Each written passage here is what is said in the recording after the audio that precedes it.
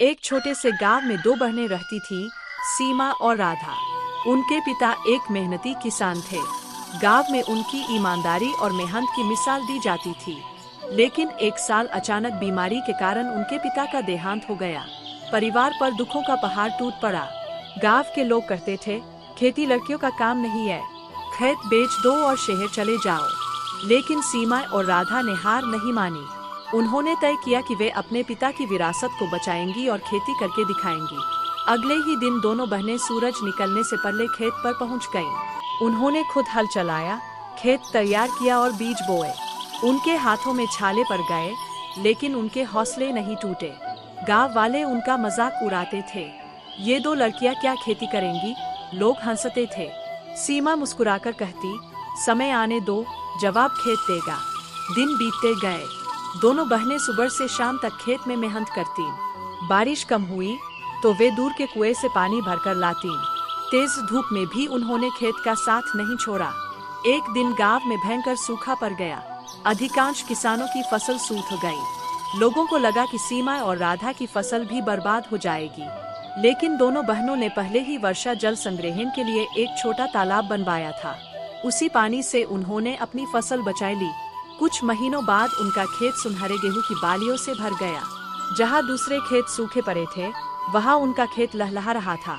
गांव वाले हैरान रह गए। कटाई का समय आया। दोनों बहनों ने मजदूरों के साथ मिलकर फसल काटी। इस बार उनकी पैदावार पूरे गांव में सबसे अधिक हुई। जब अनाज मंडी में बिका तो उन्हें अच्छी कमाई हुई। लेकिन कहानी यही खत्म नहीं हुई। सीमा ने कहा, हमें सिर्फ अपने लिए नहीं, पूरे गांव के लिए कुछ करना चाहिए। राधा ने सहमति में सिर हिलाया। दोनों बहनों ने अपनी कमाई का एक हिस्सा गांव के गरीब किसानों की मदद में लगाया। उन्होंने मुफ्त बीज बांटे और आधुनिक खेती की जानकारी दी। धीरे धीरे गांव के किसान उनसे सलाह लेने आने लगे। कुछ साल बाद गांव की तस्वीर बदल गई। खेती पहले से बेहतर होने लगी। लोगों की आमदनी बढ़ने लगी। एक दिन जिला अधिकारी गांव में आए। उन्होंने देखा कि दो बहनों ने पूरे गांव की खेती का स्तर बदल दिया। अधिकारी ने कहा, आप दोनों ने साबित कर दिया कि मेहनत और हिम्मत के सामने कोई बाधा बड़ी नहीं होती। उन्हें सम्मानित किया गया और उनकी कहानी अखबारों में छपने लगी। समय बीतता गया। सीमा और राधा ने अपने खेतों में नई तकनीकें अपनाई। उन्होंने ड्रिप सिंचाई लगवाई, जैविक खेती शुरू की और फलों के बाग भी लगाए।